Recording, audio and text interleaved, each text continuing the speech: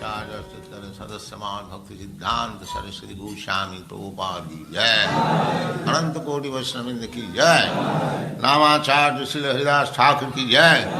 प्रेम से कहो श्री कृष्ण चैतन्य प्रभु नित्यानंद से अद्वैत गदाधर शिवास आदि गौर भक्तवृंद की जय। श्री श्री राधा कृष्ण गौ गोपीनाथ श्याम कुंड राधा कुंड गिरिवर्धन की जय, वृंदावन धाम की जय, नवद्वीप धाम की जय, स्वामी तो भक्तवृंद की जय, गंगा माई की जय, जमुना माई की जय, तुलसी देवी की जय, भक्ति देवी की जय, स्वामी तो भक्तवृंद की जय। All glories to the assembled Lord. All glories to the assembled Lord. Thank you very much.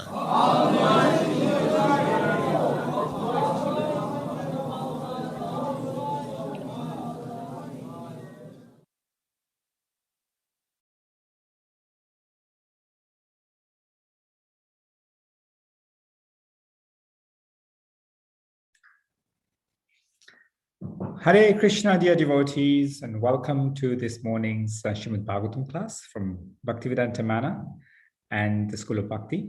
Thank you everyone for joining us, and also I'd like to welcome His Grace Vaishnav Sarvabhauma Prabhu.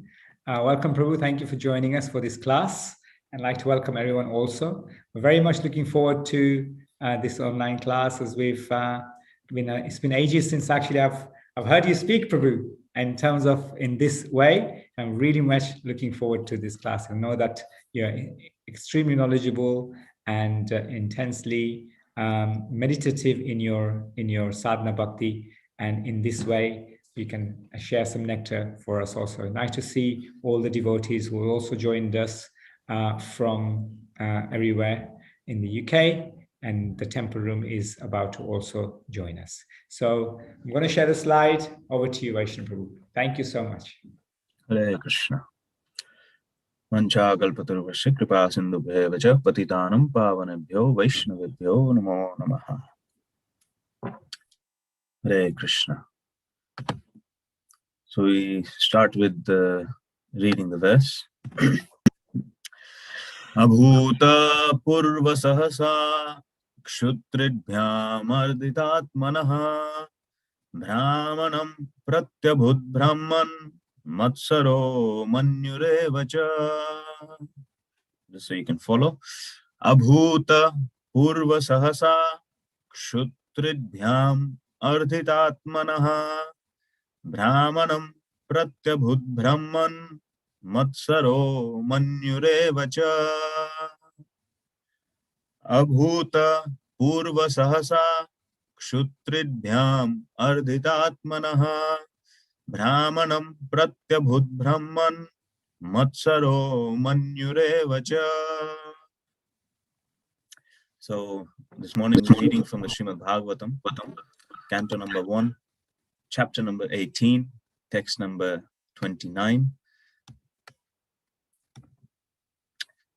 Word-to-word translation. Abhuta purvaha, unprecedented. Sahasa, circumstantially. Kshut, hunger. Tridbhyam, as well as by thirst. Ardita, being distressed. Atmanaha, of his self. Brahmanam, unto the Brahmana. Prati, against. Abhut, became. Brahman, O Brahmanas. Matsara, envious. Manyuhu, anger. Eva, thus. Cha, and. Translation and purport by His Divine Grace, Srila A.C. Bhaktivedanta Swami, Prabhupada. O Brahmanas, the circumstances having distressed him with extreme hunger and thirst, the king directed towards the sage his anger and envy, which he had never before directed toward a Brahmana. Purport. For a king like Maharaj Parikshit to become angry and envious, especially at a sage and Brahmana, was undoubtedly unprecedented. The king knew well that Brahmanas, sages, children, women, and older men are always beyond the jurisdiction of punishment. Similarly, the king, even though he commits a great mistake, is never to be considered a wrongdoer. But in this case, Maharaj Parikshit became angry and envious at the sage due to his thirst and anger by the will of the Lord.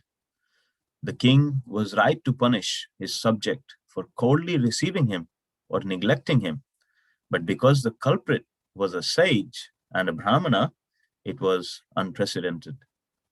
As the Lord is never envious of anyone, so also the Lord's devotee is never envious of anyone.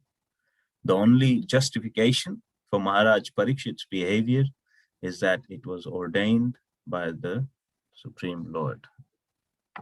Om Tat Sat. Om Namo Bhagavate Vasudevaya. Om Namo Bhagavate Vasudevaya. Om Namo Bhagavate Vasudevaya. Om Jnanatimirandhasya Jnananjana Shalakaya Chakshurunmilitam Jena Tasmai Shri Gurave Namaha. Namah Vishnupadaya Krishna Presthaya Bhutale Srimate Bhaktivedanta Swami iti namine. Namaste Saraswati Deve Gauravani Pracharine Shriman. Namaste Saraswati Deve Gauravani Pracharine Nirvishesha Shunyavadhi Paschatya Deshatarine. Jaya Shri Krishna Chaitanya Prabhu Nityananda Shri Advaita Gadadhara Shivasadi Gaura Bhakta Vrinda. Hare Krishna Krishna Krishna Hare Hare, Hare Rama Rama Rama Hare Hare. Mukham karotu vachalam panghum langhayate girmit kripartamaham vande Shri Guru Dinatarinam Paramananda Madhavam Shri Chaitanya Ishwaram. Om Shri Guru Paramananda Premananda Falaprada Vrajananda Pradananda Sevayam Mam Niyojaya. Hare Krishna. So, firstly, before I start, I'd just like to offer my humble respects to all the devotees present. It's a great opportunity, privilege, test for me to be here and give a class to the exalted devotees. Following the instruction, I will try to share a few things, few thoughts on this verse. But yeah, if there is any shortcomings, please forgive and bless me so that I can come out of the darkness of delusion and ignorance. Hare Krishna. So this verse is quite a difficult one, because we're hearing how Maharaj Parikshit is being envious, being angry, being deluded by his condition of being very hungry and very thirsty. And then obviously we know that Parikshit Maharaj is the most exalted devotee. He is the epitome of Shravana. He is the grandson of Arjuna, the devotee who saw Krishna in the womb. He was protected by Krishna. All his life he spent searching for Krishna. All his life he is there. He is Parikshita, testing that personality I saw in the womb. Where will I find him again? His life is defined by this episode of him being blessed by Krishna in the womb, and all his life is spent like this, and therefore he is Parikshit. That, and then he's been such a superb king.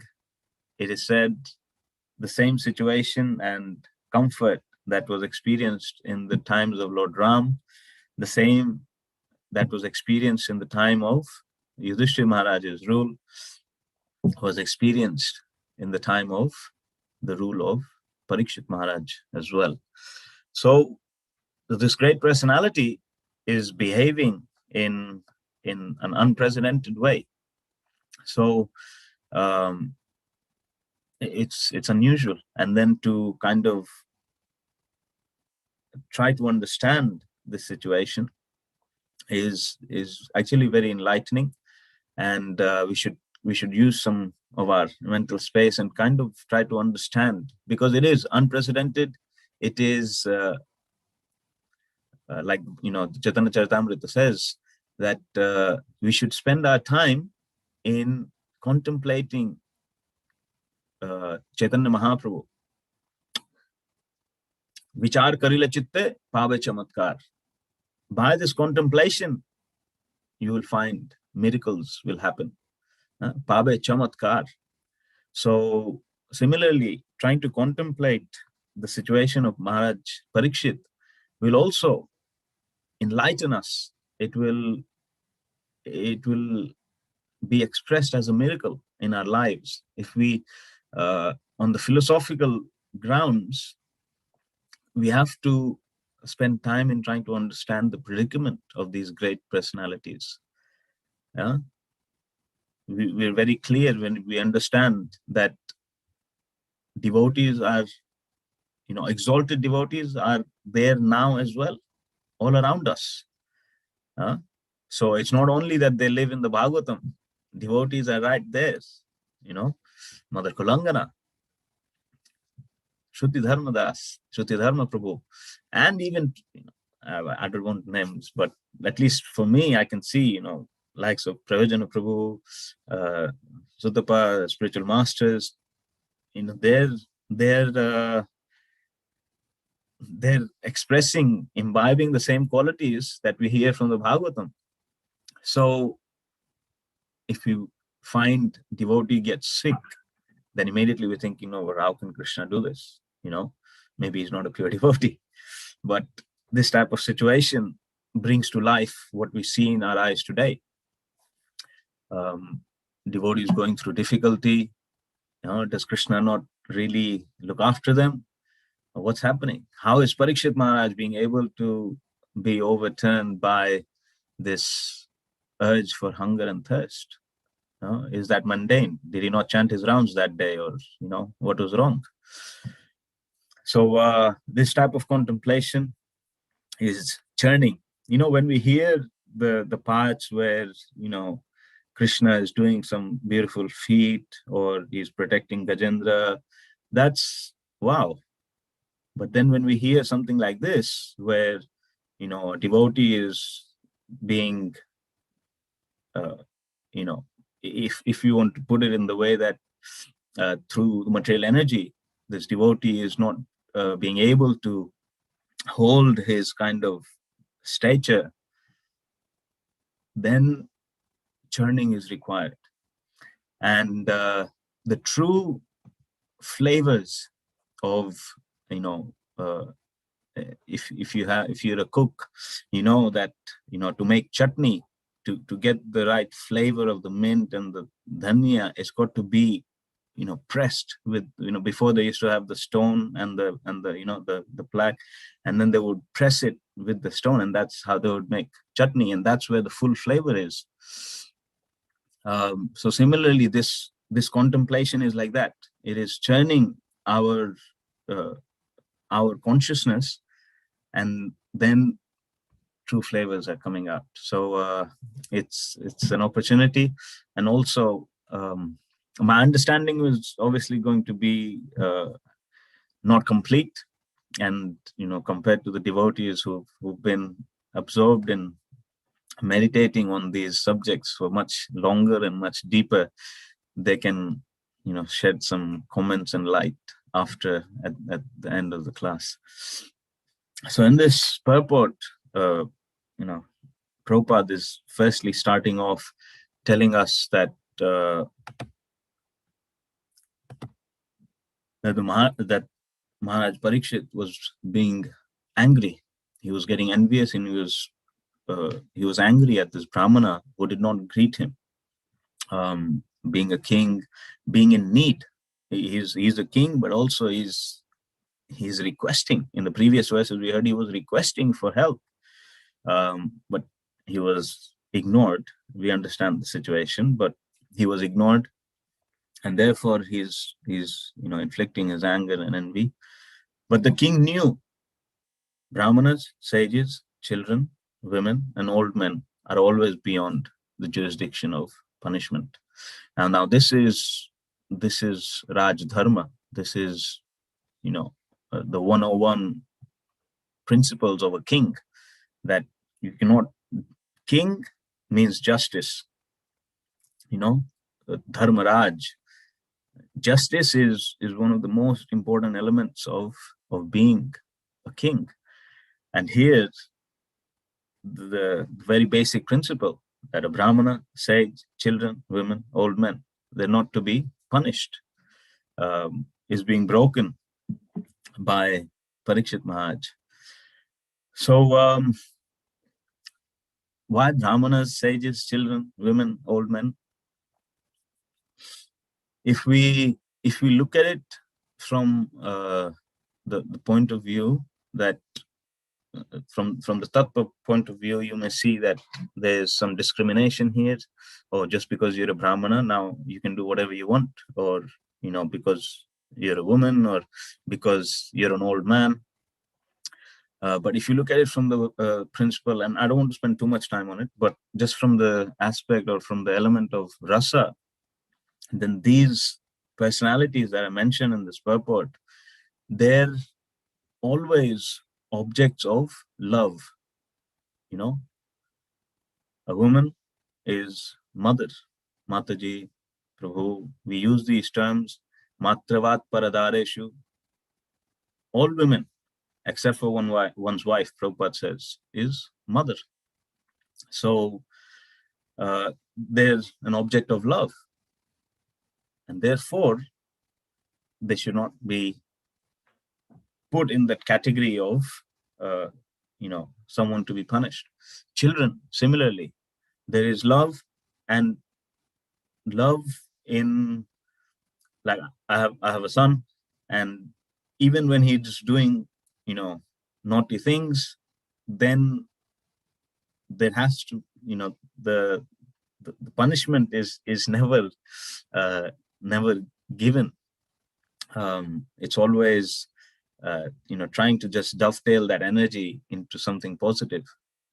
The Brahmanas, the sages, they're people we love, but in the sentiment of great respect, honor, gratitude. Then there is the Brahmanas, the old men, old ladies as well, not just old men. But there's, again, Prabhupada used to say, an old man and child can do anything they want. No one will question.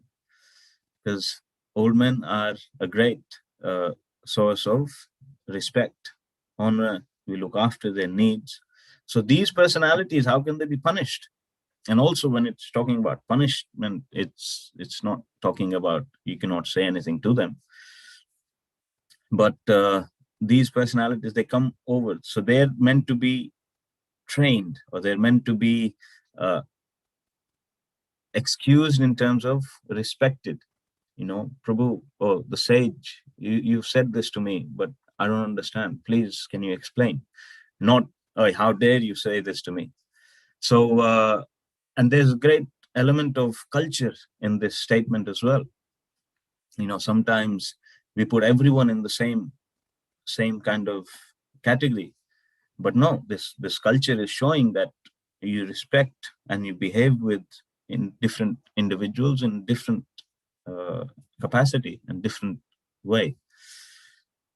Then in this purport, Prabhupada is talking about that the king also, if he is doing something wrong, if he's making a mistake, he's never to be considered the wrongdoer. That's, the first line about Brahmana sages is quite easy to understand.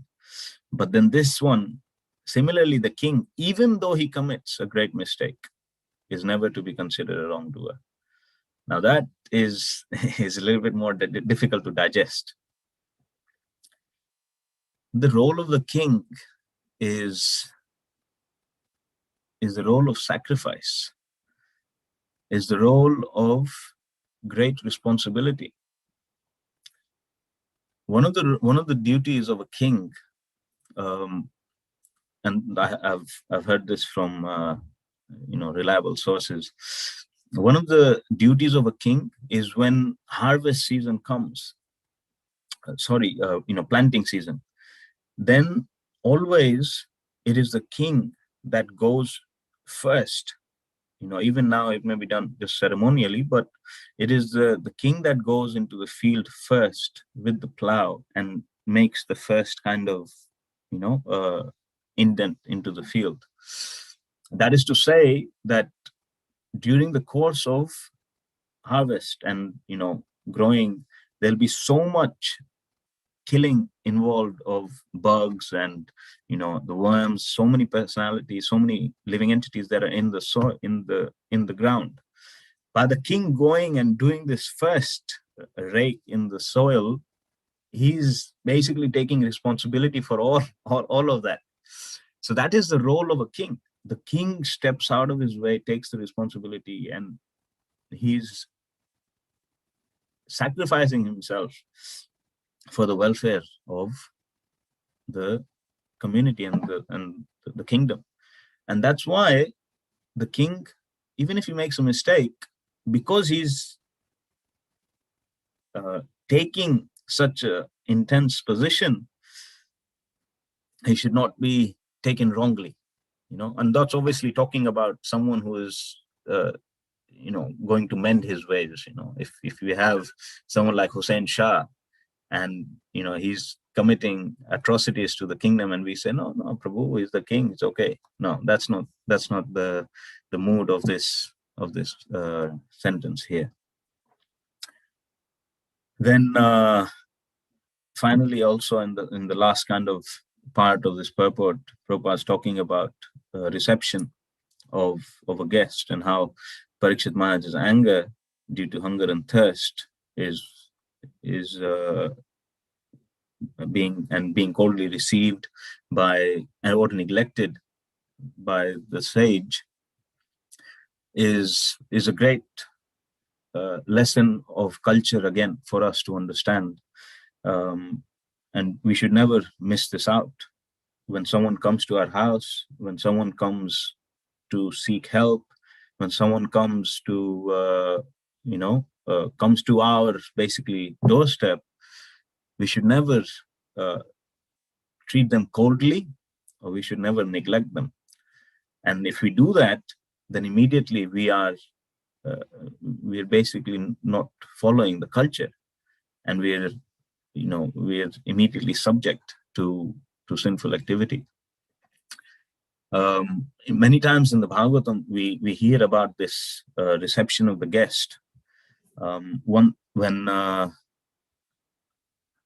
believe it was, and this is it's a recurring theme. When Arjuna, he comes back to Hastinapur from Dwarka, and he's looking very down, then Yudhishthira Maharaj is saying, hey, what happened? Why are you looking so low? Did you not help someone who was in need? Did you not reciprocate with someone who seeked help from you? So Yudhishthira Maharaj he's not asking, or did you not eat breakfast today, or was there was it very hot on the road or something? He's not asking those things. He's asking this glow for Arjuna. If it's missing, means he must have breached culture, he must have breached his duty. So that is what happens if we are not good hosts, and then obviously we're looking after a temple of Shri Shri Radha Gokulananda, and that's our place. Everyone coming to the temple is a guest, and if especially when they're seeking help, seeking advice, if we treat them coldly, if we're neglecting them, then again we're not doing justice to the service.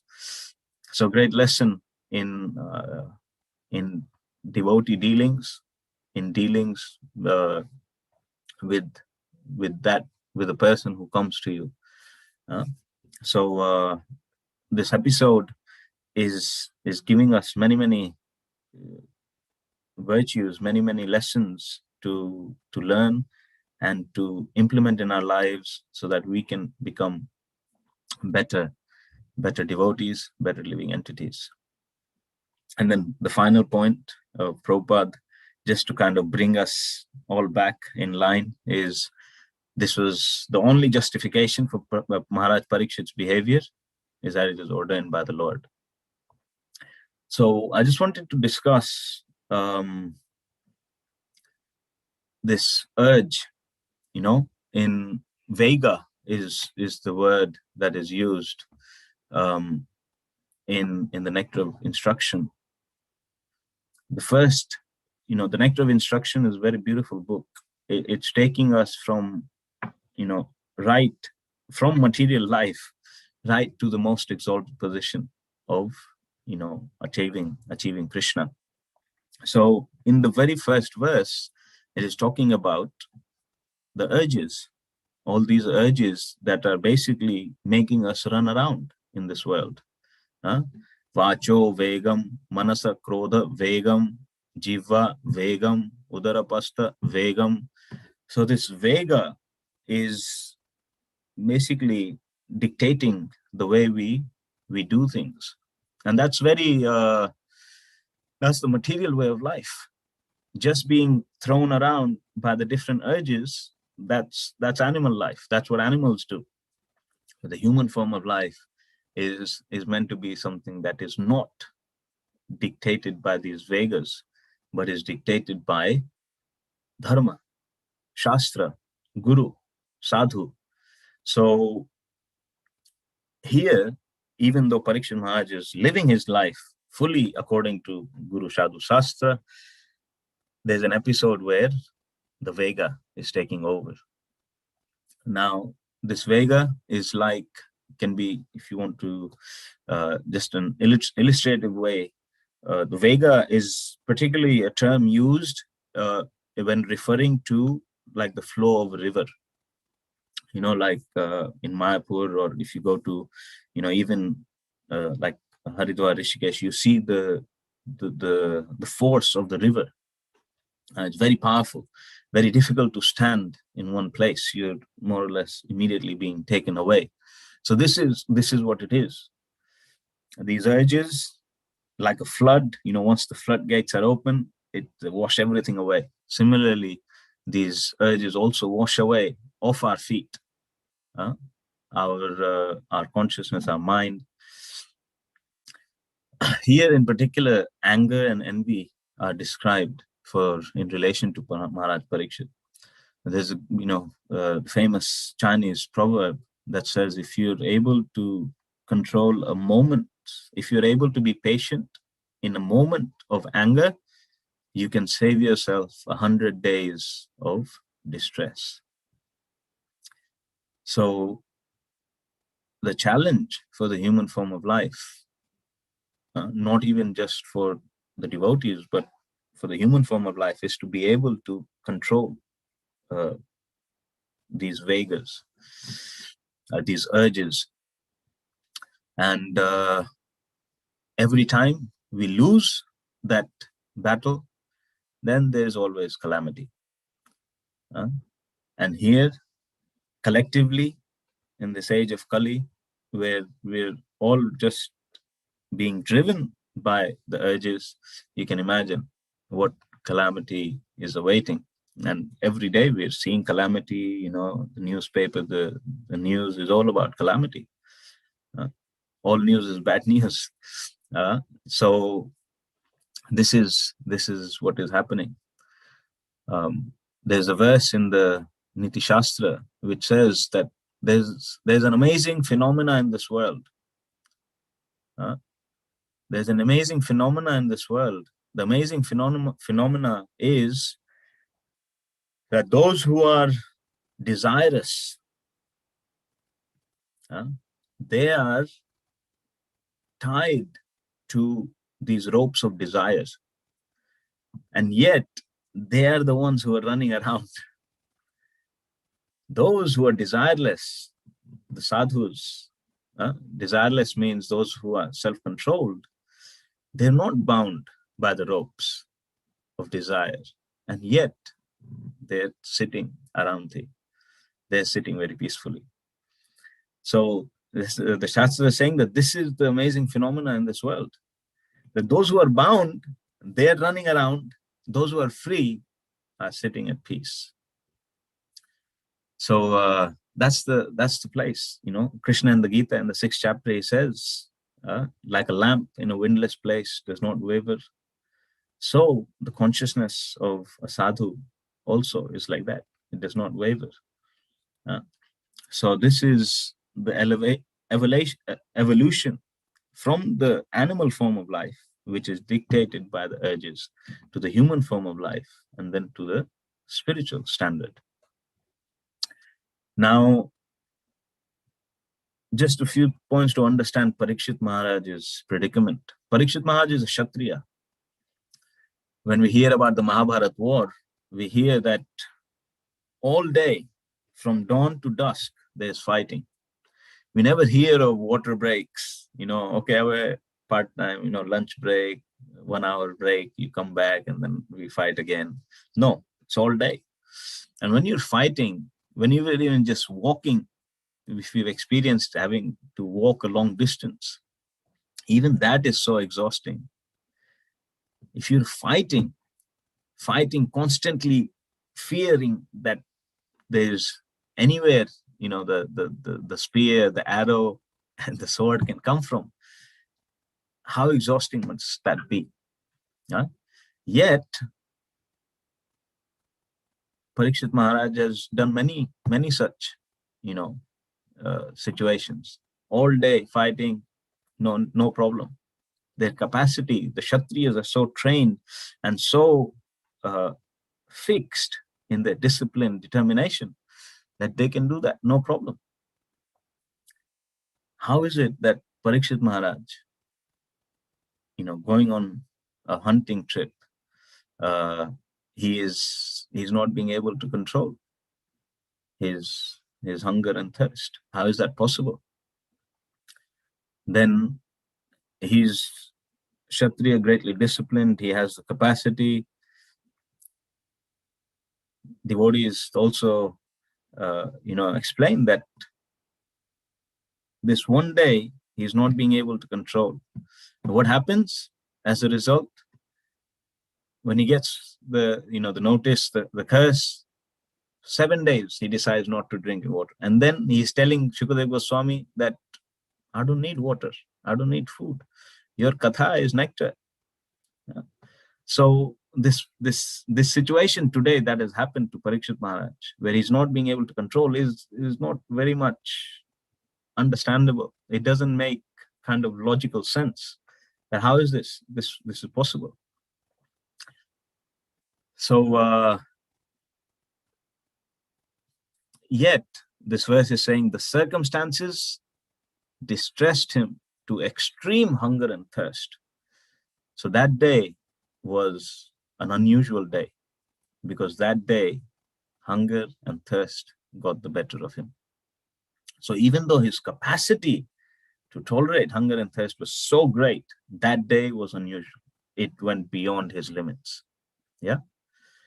So similarly, this Vega, another thing it does, it also tests our capacity. Say the urge to eat. We do half-day fast, then we have a massive lunch. Then there is Janmashtami, there's a full midnight fast. And, we're struggling, we're trying, we're doing, and then we're being able to do it, if we make that sankalpa. So the capacity of how much we can stretch, some people do the 5-day Bhishma Panchak, only having, a little bit of water every evening for 5 days, or just fruits for 5 days. It's very difficult. I've done it, and, you want to remove fruits from your kitchen altogether after this. But this capacity is different for different individuals, and sadhana means we're stretching that capacity. Prabhupada says that the greatness of a person is depending on his capacity to tolerate tempting situations or difficult situations, and we see that when someone can deal with pressure and more difficult situations, then they're obviously always given the lead in any project, because they're able to manage things. So it tests it tests our capacity. The stronger you are, the more gush of the urge you will be able to control. And then sometimes when you go into the river like the Ganga, then you exercise, you try to push against the flow. Yeah. So what a devotee is doing is pushing against the flow of this material world, because lust, anger, greed, envy, illusion, madness, this is the flow, and we are always trying to go against. So this is the predicament of Parikshit Maharaj. Even though he's got so much strength, that day is unusual for him, and he cannot control. They're just again going to this proverb: one moment of anger, if controlled, saves you 100 years of calamity. Now, just going on to this last line of the purport, where it says that this is ordained by the Lord, is Krishna's plan. What happens in this instance? Parikshit Maharaj is not being able to control, right? He gets angry, but does it bring upon him 100 years of calamity? Or rather, does it bring upon all of us a whole yuga of good fortune? So now, trying to understand how it is ordained by Krishna. The first thing is, we already said that logically it doesn't make sense. How can Parikshit Maharaj not control his hunger and thirst? It doesn't make logical sense. However, now if it's ordained by the Supreme Lord, the first thing to understand in comparison to the material result is there is a spiritual result. When it's ordained by the Supreme Lord, sometimes we think, oh, today I broke Ekadashi, I must be a plan of the Lord. So no. The first thing is that when it's ordained by the Lord, there is good fortune. It doesn't become 100 years of calamity. It becomes a supreme good fortune for the devotee and for others. In this case, Haribol, the Srimad Bhagavatam is going to come. So that is what happens when it's ordained by the Supreme Lord.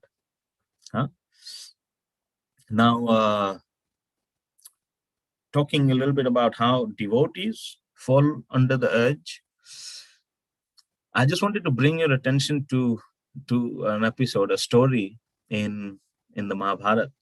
And this is a story of Dushyanta and Shakuntala. Shakuntala is the daughter of, I believe, Urvashi and Vishwamitra. And she's in the forest. So Maharaj Dushyanta, one day, he's also in the forest hunting. And similar situation, he's very lost his way. He's hungry, he's thirsty. He sees the hermitage of the Rishi. And he sees the Rishi is not there. The only person there is Shakuntala. And immediately he has the feelings of amorous affection for her. So before he approaches Shakuntala, and this is described in the Mahabharata, that he thinks to himself, he's thinking, how this is a Brahmana lady. How can a Chandravamshi, a descendant of, the Chandra dynasty, have these feelings for a Brahmana girl? It's completely unheard of. So this is his contemplation. He's saying that, why am I having these feelings? Because here we are again, Kshatriya is control. I'm not someone who's lusty and just, looking for sense enjoyment everywhere. But why am I having this feeling for a Brahmana lady? And then he thinks to himself, there must be a divine plan. There must be a divine plan to this. He approaches Shakuntala and she accepts the offer, and they get married. Now, it turns out that firstly, Shakuntala is the daughter of Vishwamitra. So she's actually not a Brahmana lady. So this is how the Mahabharata is explaining this divine arrangement. And then how am I having lusty feelings? Is because this is, again, she is meant to be my wife, and the Bharat Vansha that is going to come, the Chandra Vamshas, the child that is born to Shakuntala is going to be Bharat. And that is where, the whole earth is going to be known as Bharatavarsha. So this is the result of that. So they get married. She stays in the ashram. He goes back to the kingdom. And then she comes when Bharat is, of good age. She comes to the kingdom. And obviously in the kingdom, there's the whole assembly of personalities.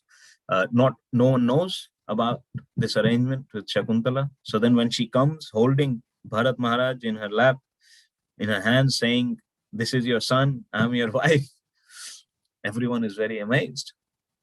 Dushyant Maharaj, even though he knows, he is kind of piggybacking Krishna again and Providence and thinking, oh no, now how do I explain this to the public?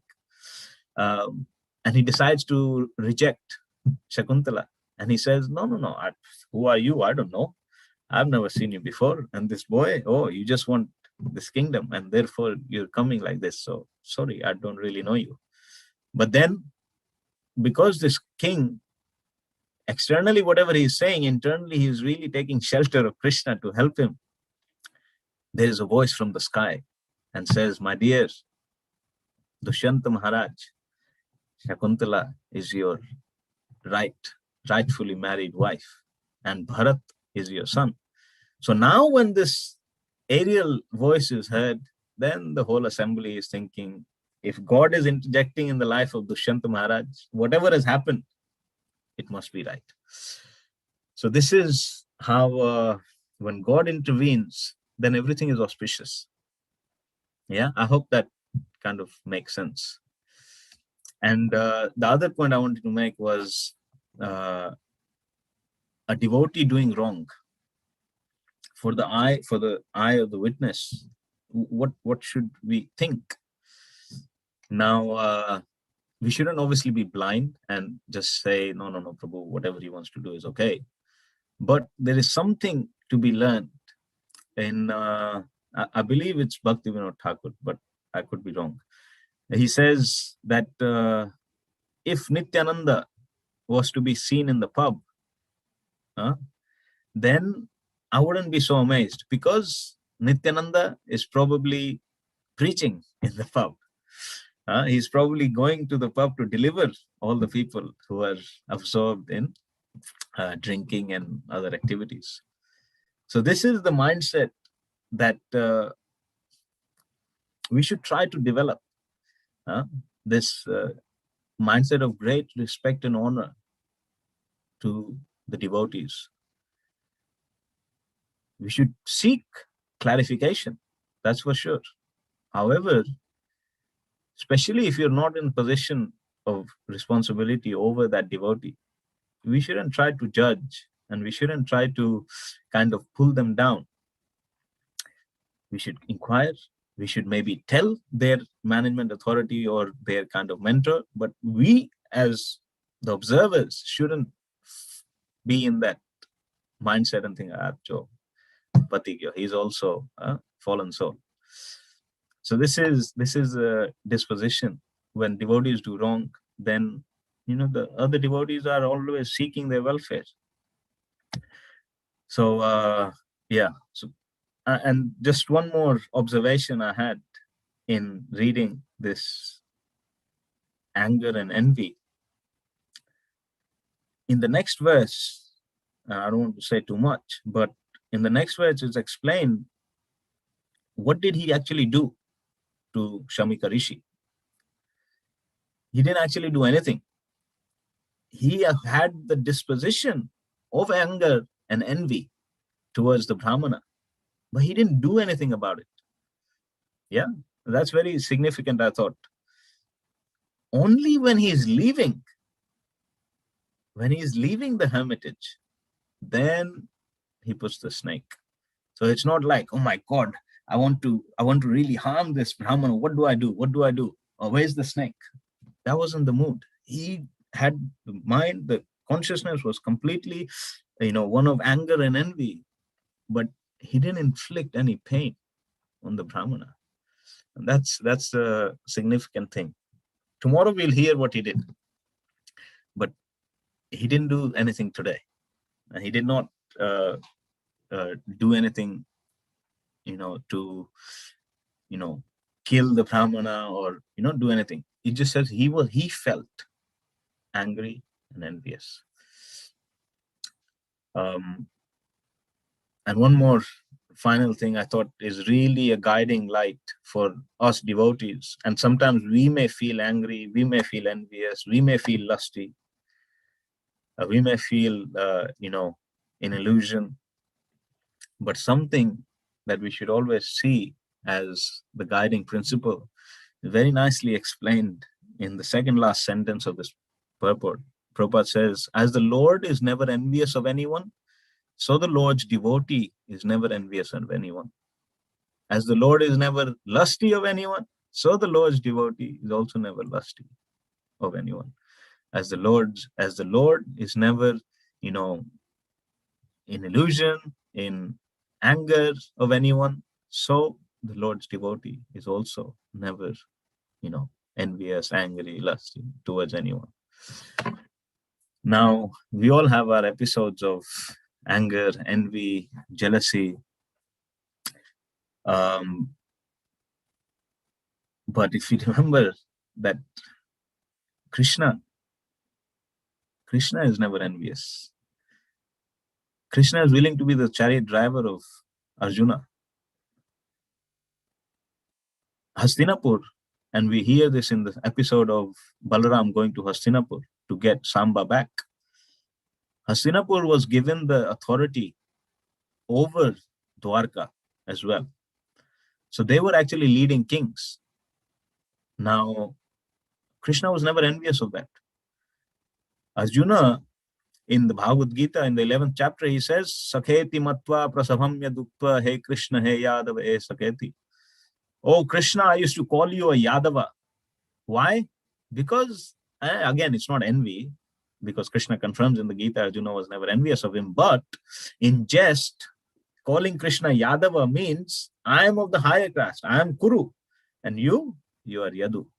So this is what the Acharyas explain. When you call Krishna Yadava, this is Arjuna's kind of mood. In jest, obviously, not in envy, but in the mood of joking. He's saying, oh, you're low class. Not low class, but you are of lower class than me. Hey Krishna, hey Yadava, hey Sakheti. Oh Krishna, look at this. I've made you my friend. So Krishna was never envious. Similarly, the devotees, we should aim not to be envious. We may see others progressing more than us. We may be putting more effort than us, but the others are getting through.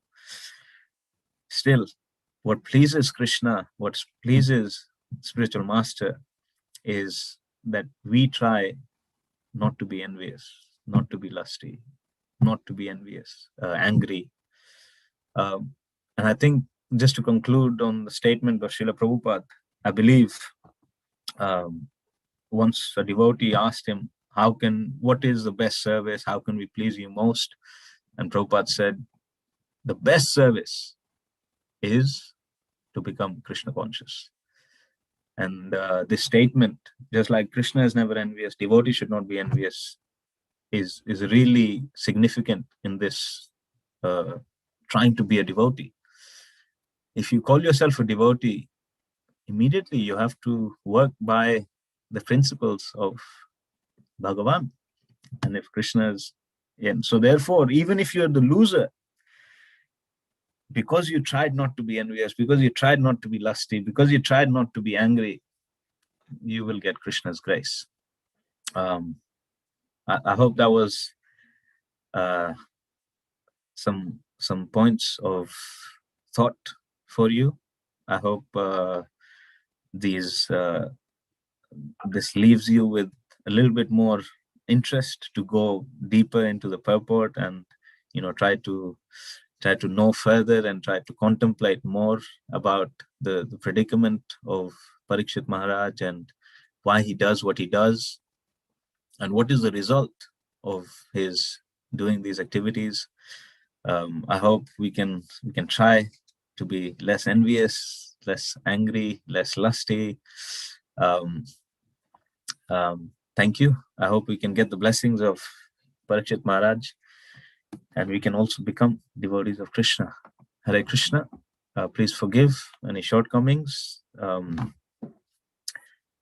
It is quite early in the morning. Srila Prabhupada ki jai, Grantaraj Srimad Bhagavatam ki jai, Parikshit Maharaj ki jai, Ananta Koti Vaishnavrinda ki jai, Nitai Gaur Premanande, Hari Hari Bol. Hari Bol. Thank you so much, Vaishnav Prabhu. What an amazing class. You took us on a nice journey through how Parikshit Maharaj, the examiner, who was saved in the womb of his mother and constantly looking for that personality who saved him. Very, very nice class. You talked to us about exalted personalities and reminded us that they also exist even today. Like we used to have Mother Kalangana, our own Shrutidama Prabhu. And even today we are constantly in company of these exalted personalities. Also, you told us about how we churn the nectar from these scriptures and get the right flavor for our consciousness. That's very purifying. Thank you for an amazing class. You talked to us also about Las Vegas, the Vega aspect, and how actually the senses are desirous and how we should ignore them. Yeah, very nice class. And the Chinese proverb also gave us some food for thought. We do have some questions, Prabhu. As always on these classes, we are very fortunate that we have the temple room full of devotees, and also all these devotees have joined us online. So the first question I would like to ask you is from Kamal Prabhu himself. He says, thank you for a nice class. How should we deal with the so-called Brahmanas who we see practicing improperly and exploiting people without making offenses ourselves? Hare Krishna.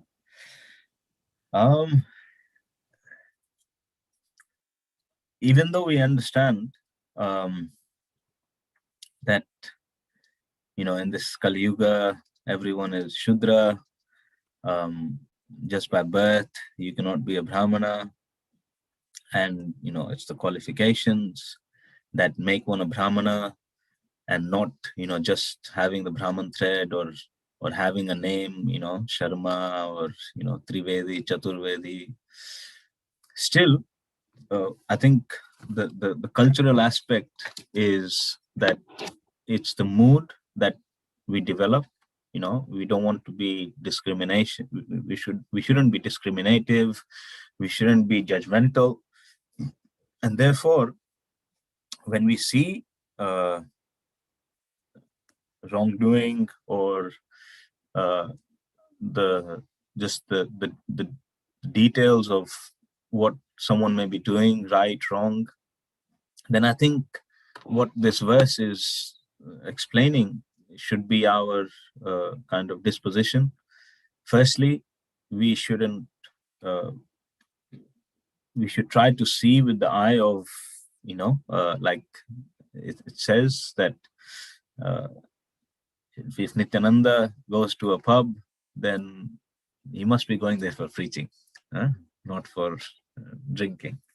So similarly, the Brahmanas are seen like that authority, you see. They're the walking scriptures, Bhagavad book, and the Bhagavad person. So that is why Brahmanas are giving such regard, because they are your everyday walking scriptures. Now, obviously, today the Brahmanas are, they're not walking scriptures, and they may not be walking scriptures, but if it doesn't concern you, then we should just try to avoid minding another's business. And if it does concern you, then we should positively try to do make some change, either confront them, or we should refer to an authority, or we should just block your ears. If you can't cut the tongue, then let's just get out of the place, you see. But if you try to indulge, then there's a risk of burning. Is that okay, Prabhu? I hope I understood the question right. Hare Krishna. Thank you so much. We have another question here. In this age of Kali, whilst we don't have the Akashvanis, or the celestial voice or guidance from above, how can we actually listen out for constant messages that are being sent to us by the Lord, Guru, sadhus around us, etc.? How can we seriously listen out for them and act appropriately? It's from what I understand, it's the channel. Back in the day, it was the Akashvani that really made it tick for people. For you, it may not be. If you hear Akashvani, you probably think you're haunted or something, So maybe it's a good thing that you don't hear Akashvanis these days. However, the messages are always constantly coming. Now how to listen to the messages? If you cut out other sounds, you will be able to listen. Does that make sense? So you can only, if you go into say a busy, town center, and you're trying to listen to someone speak, it's very difficult because there's so much other noise around.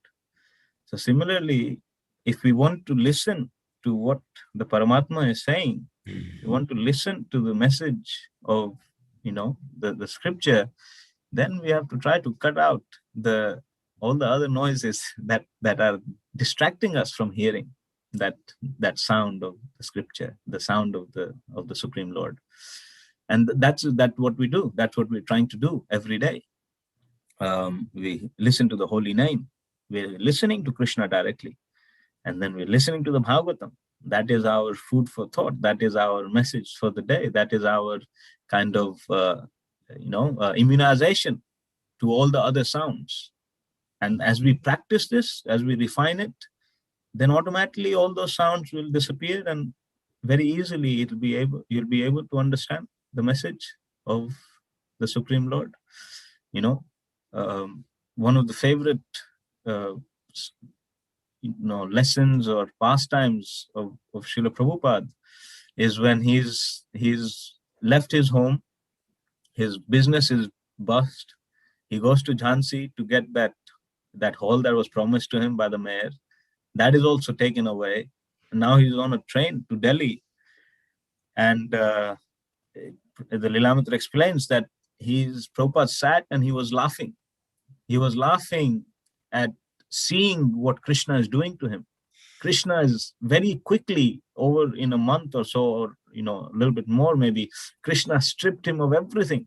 Family, business, opportunity to preach in Jhansi, everything was gone. Now, people laugh either when they've gone mad, and after losing everything, you go mad, or they laugh when they're completely in tune with the sound vibration of Krishna. There was no Akashvani in that train. However, Prabhupada was laughing because he very clearly could see that it was Krishna who made him break off his family connection. It was Krishna who burnt his business. It was Krishna who made him lose Jhansi. So when there's very little sound coming from everywhere else, very easy, you can hear the message of Krishna. I hope that's okay. Thank you very much, Vaishnav Prabhu. It's very nice responses, very thorough class. And that's all of our questions. Thank you for joining us again. And I hope we may hear you some more in future classes, as well as give us all your vast education. Thank you so much, knowledge. His Grace, Vaishnav Prabhu ki Jai.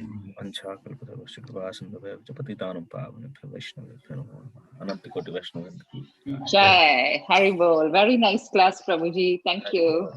Thank you, Prabhu. Hare Krishna. Thank you, Prabhu. Hare Krishna. Thank you. Hare Krishna. Hare Krishna, very nice class. Thank you.